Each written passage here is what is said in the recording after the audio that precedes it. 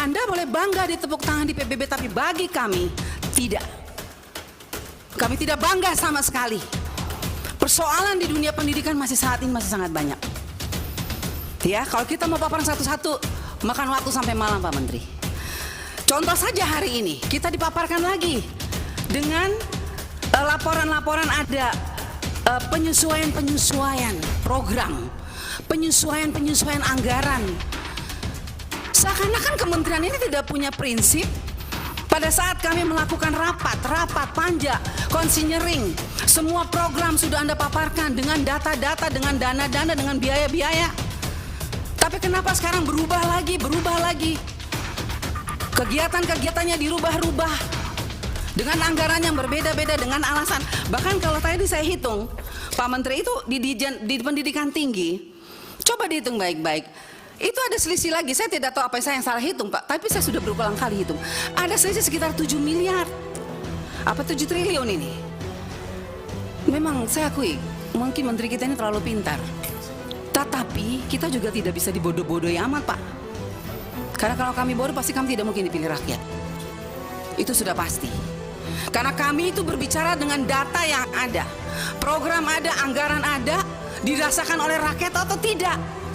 Kalau tidak dirasakan oleh rakyat, bagi kami Anda tidak berhasil.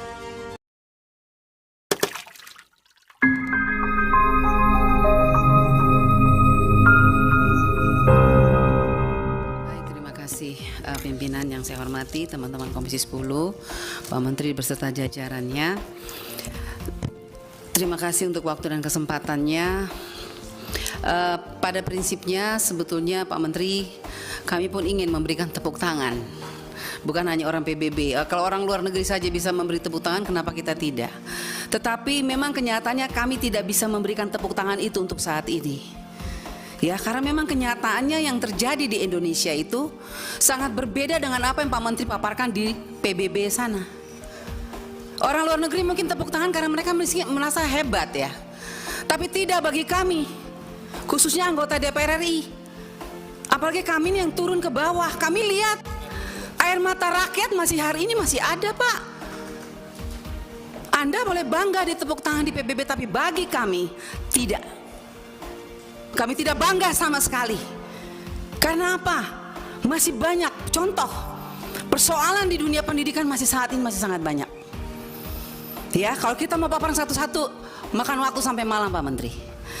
Contoh saja hari ini, kita dipaparkan lagi dengan laporan-laporan ada penyesuaian program, penyesuaian anggaran. Seakan-akan kementerian ini tidak punya prinsip. Pada saat kami melakukan rapat panja, konsinyering, semua program sudah Anda paparkan dengan data-data, dengan dana-dana, dengan biaya-biaya. Tapi kenapa sekarang berubah lagi? Kegiatan-kegiatannya dirubah-rubah dengan anggaran yang berbeda-beda, dengan alasan. Bahkan kalau tadi saya hitung, Pak Menteri itu di pendidikan tinggi, coba dihitung baik-baik. Itu ada selisih lagi, saya tidak tahu apa saya yang salah hitung, Pak, tapi saya sudah berulang kali hitung. Ada selisih sekitar 7 miliar. Apa 7 triliun ini? Saya bingung ini jadinya. Ada 34 triliun, berarti 7 triliun. Saya sampai tanya teman-teman, ini bagaimana nih? Memang saya akui, mungkin menteri kita ini terlalu pintar. Tetapi kita juga tidak bisa dibodoh-bodohi amat, Pak. Karena kalau kami bodoh, pasti kami tidak mungkin dipilih rakyat. Itu sudah pasti. Karena kami itu berbicara dengan data yang ada. Program ada, anggaran ada, dirasakan oleh rakyat atau tidak. Kalau tidak dirasakan oleh rakyat, bagi kami Anda tidak berhasil. Orang luar negeri boleh tepuk tangan karena mereka tidak tahu apa-apa. Tapi kita yang di negeri ini, kita yang tahu. Kita yang rasa.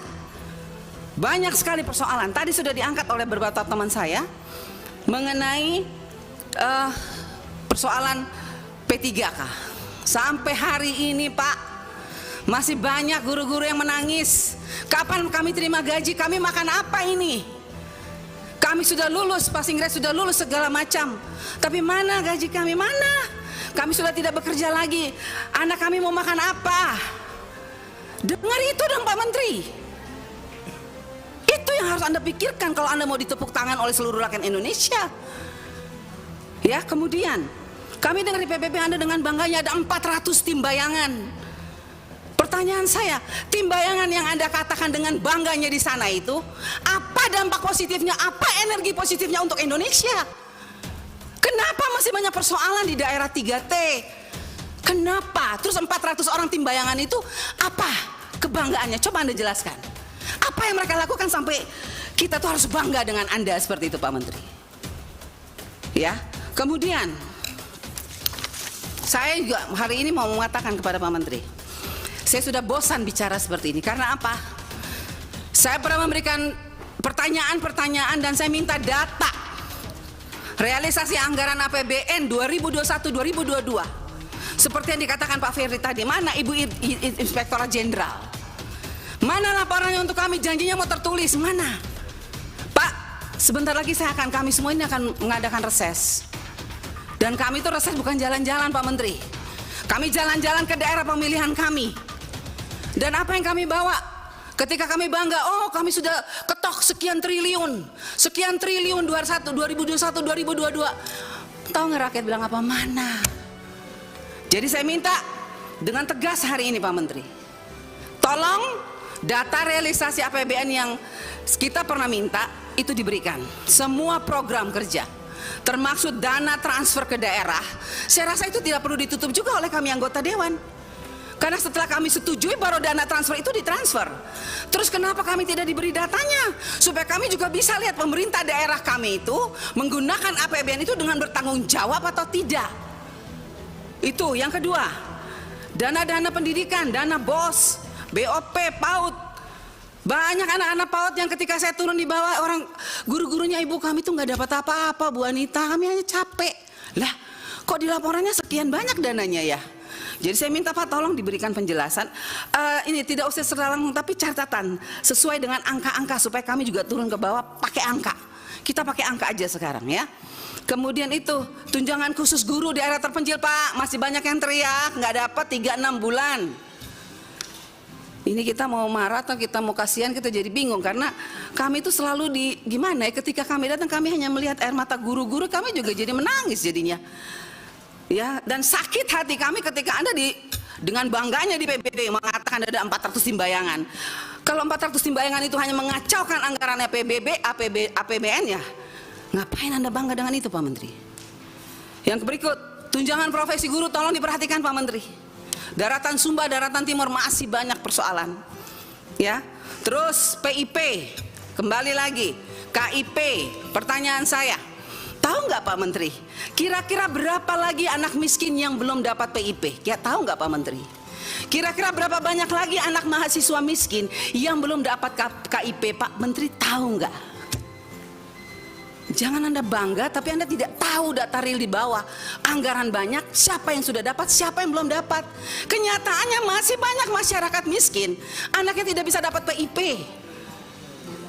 Banyak mahasiswa miskin yang sampai saat ini menangis tidak dapat KIP kuliah. Lah terus program ini untuk siapa? Kan untuk mereka miskin.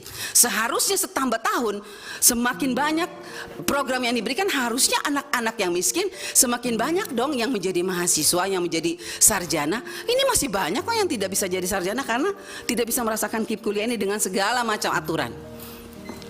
Baik pimpinan, saya rasa itu saja, masih banyak sebetulnya tapi saya rasa teman-teman saya juga pasti masih punya segudang. Karena kami semua ini bukan DPR abal-abal Pak Menteri. Jadi tolong dengarkan kami. Jangan hanya iya-iya tapi nanti nggak dibikin. Ya itu saya tunggu tuh Ibu Ijen, mana Ibu Ijen? Saya tunggu nih, capek saya tunggu-tunggu, nggak ada di anggarannya. Kenapa?